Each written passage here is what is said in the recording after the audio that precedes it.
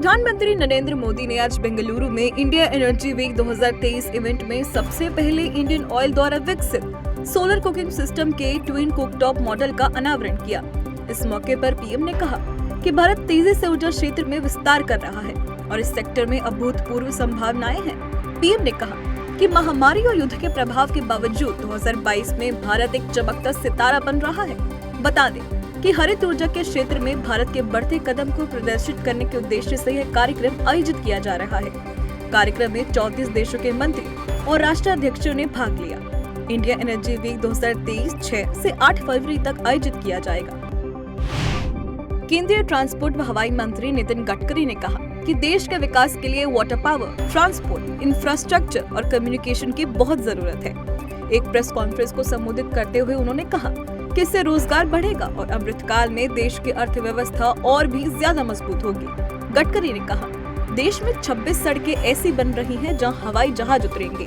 Infrastructure को मजबूत करने के लिए लगातार काम किया जा रहा है। जब इंफ्रास्ट्रक्चर पर काम होगा तो निवेश आएगा, उद्यम लगेंगे और लोगों को रोजगार मिलेगा।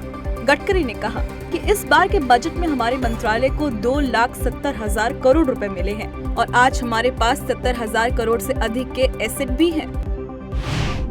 उत्तर प्रदेश के मुख्यमंत्री योगी आदित्यनाथ आज मथुरा पहुंचे। वे सीएम जीएलए विश्वविद्यालय के दीक्षांत समारोह में बतौर मुख्य अतिथि शामिल हुए। सीएम योगी ने जीएलए विवि के 11वें दीक्षांत समारोह में उपाधि प्रदान की। इस मौके पर सीएम योगी ने कहा कि राम, कृष्ण और शिव में आस्था रहेगी तो भारत रहेगा।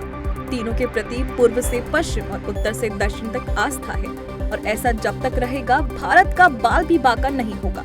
तो वहीं सीएम योगी ने कहा कि उत्तर प्रदेश के युवाओं को किसी के पीछे नहीं भागना पड़ेगा। रोजगार के लिए अनंत संभावनाओं के निवेश प्रस्ताव आए हैं। लखनऊ के वृंदावन कॉलोनी में बीते 29 जनवरी को रामचरितमानस की प्रतियां फाड़कर जलाने वाले 2 आरोपियों पर राष्ट्रीय सुरक्षा कानून यानी रासुका के तहत कार्रवाई की गई है। ये कार्रवाई पहले से जेल में बंद आरोपी सलीम व सत्येंद्र कुशवाहा पर की गई है। रामचरितमानस की चपाइयों के विरोध में उसकी प्रतियां जलाने पर पीजीआई थाने में पूर्व मंत्री स्वामी प्रसाद मौर्य सहित 10 के खिलाफ केस दर्ज किया गया था। इनमें से 5 को गिरफ्तार किया गया है। वहीं अन्य आरोपियों की भी भूमिका जांच की जा रही है। बताया जा रहा है कि जिन लोगों ने रामचरितमानस की प्रतियां जलाई वो सभी ओबीसी महासभा से जुड़े हुए थे। ये सभी एक तरफ स्वामी प्रसाद मौर्य का समर्थन कर रहे थे तो वहीं दूसरी तरफ रामचरितमानस का विरोध। अमेरिका के लॉस एंजलिस में हुए ग्रैमी अवार्ड्स 2023 में एक बार फिर भारत का डंका बजा है। बेंगलुरु में रहने वाले संगीतकार रिकी केश ने अपना 3रा ग्रैमी अवार्ड जीता है। रिकी को उनकी एल्बम डिवाइन टाइम्स के लिए इस अवार्ड से सम्मानित किया गया है।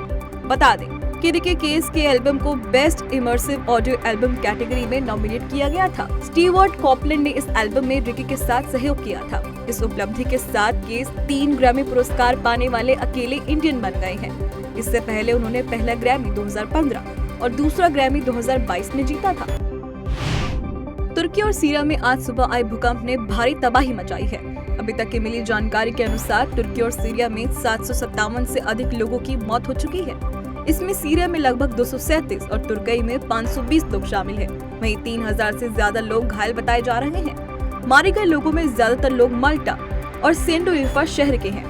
तुर्की के अडाना शहर में 17 मंजिला और 14 मंजिला इमारतें ढह गई हैं। भूकंप का पहला झटका स्थानीय समय अनुसार सुबह 4:17 पर और इसी के कुछ मिनट बाद भूकंप का दूसरा झटका केंद्रीय तुर्की में महसूस किया गया। तुर्की में आए इस भूकंप की तीव्रता रिक्टर स्केल पर 7.8 मापी गई है।